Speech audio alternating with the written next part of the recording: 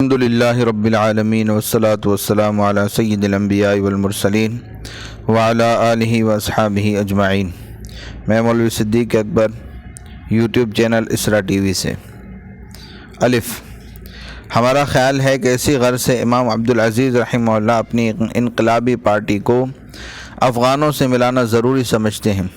امام عبدالعزیز رحمہ اللہ کے آخری کاموں کا مرکز الامیر الشہید اور مولانا عبدالحی اور مولانا محمد اسماعیل رحمہم اللہ کا اجتماع تھا۔ ان کے لیے افغانستان کی ہجرت کا فیصلہ امام عبدالعزیز رحمہ اللہ نے کیا تھا، اگرچہ عمل ان کی وفات کے بعد شروع ہوا۔ ہمیں معلوم ہے کہ مولانا محمد قاسم رحمہ اللہ کو رسول اللہ صلی اللہ علیہ وسلم سے روحانی طور پر معلوم ہوا تھا کہ افغانوں کی طرف توجہ کرنی چاہیے۔ مدرسہ دیوبند اس کے متخرجین تعلیم سے فارغ ہو کر متخرجین میں مولانا شیخ الہند رحمہ اللہ کا مقام مخفی نہیں۔ وہ تخمیناً 40 برس مدرسہ چلاتے رہے ہیں۔ ہم دعوے سے کہہ سکتے ہیں کہ دیوبند نے جس قدر طالب علم یو پی میں پیدا کیے، اس کے بعد اس نے اپنے طالب علم سب سے زیادہ افغانستان اور اس کے دونوں طرف یاغستان اور ترکستان میں پھیلائے ہیں۔ مولانا شیخ الہند رحمہ اللہ کی خاص تربیت کا نتیجہ تھا کہ ہم کابل میں 7 سال حکومت کا اعتماد حاصل کر کے رہ سکے۔ ہمارا خیال ہے کہ جمعیت الانصار اور نظارت المعارف میں اگر کام نہ کر چکے ہوتے تو ہمارا کابل جانا محض بیکار ہوتا۔ عجب معاملہ ہے، حضرت شیخ الہند رحمہ اللہ کے حکم سے ہمیں بغیر پروگرام کے کابل جانا پڑتا ہے، پھر حکومت افغانی کے توسط سے ہمیں ہدایات مل جاتی ہیں۔ ہم باہر جا کر سمجھ سکے ہیں کہ امام عبدالعزیز رحمہ اللہ سے مولانا شیخ الہند رحمہ اللہ تک ہمارے تمام اکابر ایک سلسلے میں کام کرتے رہے ہیں۔ نمبر 2، سراج الہند امام عبدالعزیز دہلوی رحمہ اللہ۔ امام عبدالعزیز بستان المحدثین میں موطا کا تذکرہ لکھتے ہوئے فرماتے ہیں، حضرت شیخنا و قدوتنا فی کل العلوم والامور شیخ ولی اللہ سرہ، گویا وہ اپنے تمام علمی، اجتماعی، سیاسی امور میں اپنے والد ماجد کے مقتدی ہیں۔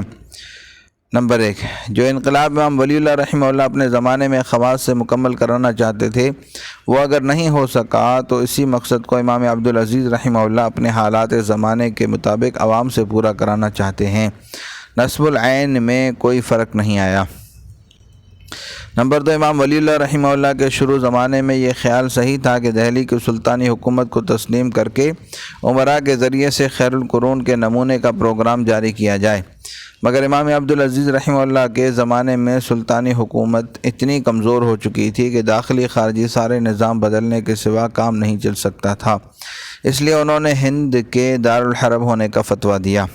الف، اس کامل انقلاب کے لیے مسلمانوں کو تیار کرنا امام عبدالعزیز رحمہ اللہ کا خاص کارنامہ ہے۔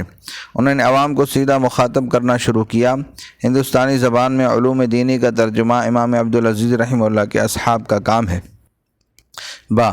امام ولی اللہ رحمہ اللہ نے جس قدر تصانیف لکھی تھی وہ فقط اعلیٰ طبقے کے کام آتی ہیں، ان کے مخاطب یا عمراء ہیں یا اعلیٰ درجے کے اہل علم یا کامل المعرفت صوفیاء اکرام، مگر امام عبدالعزیز رحمہ اللہ کشف و عقل کی عام فہم چیزیں نقلی علوم کی تفسیر میں استعمال کرتے ہیں، کوئی اپنے والد کے علوم کو عوام کی زبان میں لکھتے ہیں۔ تفسیر فتح العزیز کو فتح الرحمن سے اور تحفہ اثنا عشریہ کو ازالۃ الخفا سے ملا کر پڑھیے۔ ہمارا خیال ہے کہ الصدر الشہید مولانا محمد اسماعیل رحمہ اللہ، الصدر الحمید مولانا محمد اسحاق رحمہ اللہ، الصدر العمید مولانا محمد یعقوب رحمہ اللہ، بلکہ امام اہل العقل مولانا رفیع الدین رحمہ اللہ اور امام اہل نقل مولانا عبدالقادر رحمہ اللہ سے اگر کوئی اجتماعی کام بن پڑا ہے تو اسے امام عبدالعزیز رحمہ اللہ کے نامہ اعمال میں لکھنا چاہیے۔ الامیر الشہید کے مبایعین یعنی بیعت کرنے والے سب کے سب ان سے بیعت کرتے ہیں تو امام عبدالعزیز رحمہ اللہ کے طریقے میں بیعت کرتے ہیں۔ ہمارا خیال ہے کہ امام عبدالعزیز رحمہ اللہ کے لیے یہی ایک کمال کفایت کرتا ہے کہ ان کی تربیت سے ہندوستانی مسلمانوں سے عوام بھی اپنی سلطنت سنبھالنے کے قابل ہو گئے۔ الصدر الشہید مولانا محمد اسماعیل الدہلوی رحمہ اللہ، روح الانقلاب۔ مولانا شہید فرماتے تھے کہ میرا اس سے زیادہ کوئی کمال نہیں کہ میں اپنے دادا کی بات سمجھ کر اسے اپنے موقع پر بٹھا دیتا ہوں۔ نمبر 1، الف اوقات کے پہلے اشارے میں شیخ اکبر اور امام ربانی رحمہ اللہ کے مسالک وحدت الوجود اور وحدت الشہود کا فرق واضح کر کے ہر ایک فکر کے فوائد ضبط کرنے کے بعد امام ولی اللہ رحمہ اللہ کو دونوں بزرگوں سے بلند ثابت کیا ہے۔ با صراط مستقیم میں الامیر الشہید کے مکتوبات اور ملفوظات لکھتے ہیں، مگر امام ولی اللہ کی اصطلاحات سے تطبیق دینے کے بعد گویا وہ ہر ایک امام کو امام ولی اللہ رحمہ اللہ کی میزان پر تولنے کے بعد قبول کرتے ہیں۔ نمبر 2، الف و امام ولی اللہ رحمہ اللہ نے خیر القرون کے علوم تحریر کیے ہیں اور خواص کو پڑھایا۔ اس کے بعد امام عبدالعزیز رحمہ اللہ نے خواص کو تعلیم دے کر انہیں عوام کی تعلیم کا واسطہ بنایا۔ الصدر الشہید نے ہند کی مرکزی سوسائٹی معاشرہ دہلی کو ان علوم سے رنگین بنایا۔ با ہمارا خیال ہے کہ اگر الصدر الشہید کے ساتھیوں کی خدمات مقبول نہ ہوتی تو امام ولی اللہ رحمہ اللہ کے علوم پر 200 برس بعد بحث کرنا ناممکن ہو جاتا۔ اسی انقلابی روح نے ان علوم کو زندہ کر دیا۔ نمبر 3، ہمارا خیال ہے کہ الصدر الشہید کو اگر خلافت کبریٰ سونپی جاتی ہے تو اسے فاروق اعظم رحمہ اللہ کی طرح چلاتے۔ امیر الشہید نے انہیں خدمت خلق کے اسوہ حسنہ صلی اللہ علیہ وسلم پر لگایا۔ نمبر 4، ان کی کتاب تقویۃ الایمان ابتداء بالاسلام کا واسطہ بنی ہے، اس لیے وہ میرے مرشد اور امام ہیں۔ نمبر 4، امام محمد اسحاق الدہلوی رحمہ اللہ الصدر الحمید نائب الامیر الشہید۔ حضرت مولانا رشید احمد گنگوئی رحمہ اللہ فرماتے ہیں، میں مولانا محمد اسحاق دہلوی مہاجر رحمہ اللہ یہ کہ تمام ہندوستان کے علماء محدثین کے استاد و استاد زادہ نواسہ و شاگرد و خلیفہ مولانا شاہ عبدالعزیز قدس سرہ ہیں۔ نمبر 1، الف ایک انقلابی تحریک میں پہلا درجہ ہے۔ سوسائٹی میں انقلاب کے لیے عقلی نظام فلسفہ سوچنا، اس درجے کو ہم امام ولی اللہ رحمہ اللہ میں منحصر مانتے ہیں۔ با اس کے بعد دوسرے درجہ اس کے پروپیگنڈے کا ہے۔ پروپیگنڈے کی کامیابی پر پارٹی کا نظام بنتا ہے جو اپنے ممبروں پر حکومت پیدا کرتا ہے، یعنی خلافت باطنہ۔ اس درجے کو ہم امام عبدالعزیز رحمہ اللہ کا کمال مانتے ہیں۔ جی اس کے بعد تیسرا درجہ دوسری پارٹیوں سے مقابلہ کر کے ان کے مقبوضات فتح کرنا ہے، اس سے انقلابی حکومت خلافت ظاہرہ پیدا ہوتی ہے۔ ہم امام ولی اللہ رحمہ اللہ کی تحریک میں یہ درجہ امیر الشہید اور ان کے رفقا میں محدود کر دیتے ہیں۔ نمبر 2، پارٹی کا نظام مستقل ہوتا ہے، حکومت کبھی بنتی ہے کبھی ٹوٹتی ہے۔ پارٹی کا وجود اس وقت تک سالم مانا جاتا ہے جب تک اس کے اساسی مصلحت قائم کرنے والی جماعت فنا نہیں ہوتی۔ الف اس فرق کو واضح کرنے کے لیے ہم نے امیر اور امام کی اصطلاح استعمال کی ہے۔ ہم امام عبدالعزیز رحمہ اللہ کے بعد پارٹی کے نظام کا محافظ امام اسحاق رحمہ اللہ کو مانتے ہیں اور حکومت میں امیر المومنین السید احمد شہید رحمہ اللہ اس معاملے میں امام اسحاق رحمہ اللہ ان کے ایک نائب ہیں۔ با یورپ کی سیاسی پارٹیوں میں نظام کا محافظ ایک بورڈ ہوتا ہے، اسے ڈسپلن یا انضباط کا نام دیا جاتا ہے۔ اس بورڈ کا حکم پارٹی کے سب ممبروں پر نافذ ہوتا ہے اور حکومت چلانا وزراء کا کام ہے۔ اسی انداز پر ہم نے بالا کوٹ میں حکومت کا خاتمہ ایک حد تک مان لیا ہے، مگر ہم پارٹی کے نظام کو دہلی میں محفوظ مانتے ہیں۔ جی امام اسحاق رحمہ اللہ نے مکہ معظمہ ہجرت کر لی، بظاہر وہ اپنے کام سے معطل ہو گئے، مگر ایسا نہیں سمجھنا چاہیے۔ اگر وہ مکہ معظمہ میں ہندوستانی کام جاری نہ رکھتے تو کمپنی بہادر ان کی جاگیر کیوں ضبط کرتی اور بمبئی سے ایسے ہندوستانی کیوں بھیجے جاتے جو انہیں وہاں بھی ثابت کر کے حجاز سے نکلوانا چاہتے تھے، مگر قدرتی اتفاق سے وہ بچ گئے۔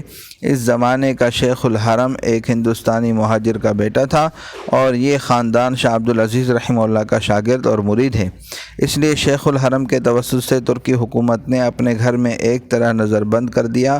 وہ مسجد حرام میں نماز پڑھتے تھے مگر کسی کو پڑھا نہیں سکتے تھے۔ اس قسم کی زندگی ہم کابل میں گزار چکے ہیں، اس لیے ہم مکہ معظمہ میں ان کے ملنے والوں سے بہت کچھ سمجھ سکتے ہیں۔ نمبر 3، الامیر امداد اللہ دیوبندی جماعت کے امام ہیں۔ امام اسحاق رحمہ اللہ کے خواص اصحاب میں سے تھے۔ اس پارٹی کے نظام کا تسلسل ہم مولانا شیخ الہند رحمہ اللہ تک ثابت کر سکتے ہیں۔ الصدر العمید مولانا محمد یعقوب الدہلوی رحمہ اللہ، وہ اپنے بڑے بھائی کے ساتھ ان کے معاون بن کر کام کرتے رہے ہیں۔ امام اسحاق رحمہ اللہ کی وفات پر وہی امام عبدالعزیز رحمہ اللہ کی امانت کے محافظ رہے ہیں۔ نمبر 1، مولانا مظفر حسین کے خلیفہ تھے، جو مولانا محمد قاسم رحمہ اللہ اور سر سید دونوں کے تسلیم شدہ بزرگ ہیں۔ الف، نواب صدیق حسن خان نے روایت حدیث کی اجازت مولانا محمد یعقوب رحمہ اللہ سے حاصل کی۔ با، الامیر امداد اللہ رحمہ اللہ نے مولانا محمد قاسم رحمہ اللہ کو سلوک احسانی کا طریقہ مولانا محمد یعقوب رحمہ اللہ سے تلقین کرایا۔ نمبر 2، ان کی وفات سے پہلے مدرسہ دیوبند کے بانی ان کی امانت سنبھالنے کے لیے تیار ہو چکے تھے۔ یاد رہے کہ مولانا مظفر حسین رحمہ اللہ نے ہی مولانا محمد قاسم رحمہ اللہ کو منبر وعظ پر بٹھلایا تھا۔ امام ولی اللہ رحمہ اللہ کی تحریک کا مستقل مرکز ان کے اتباع کے ہاتھ میں رہا ہے۔ اس سلسلے میں ایک محدود وقت تک ان کی اولاد بھی مرکزیت کی مالک رہی ہے، لیکن ان سے اول و آخر اتباع ہی برسر کار رہے ہیں۔ امام ولی اللہ رحمہ اللہ کی زندگی میں ان کے سب سے بڑے معاون مولانا محمد امین کشمیری رحمہ اللہ اور مولانا محمد عاشق پھلتی رحمہ اللہ تھے۔ ان کی اولاد میں امام عبدالعزیز رحمہ اللہ سب سے بڑے ہیں اور سب کے استاذ۔ امام ولی اللہ رحمہ اللہ کی وفات کے وقت وہ بھی اپنی طالب علمی پوری نہیں کر سکے تھے۔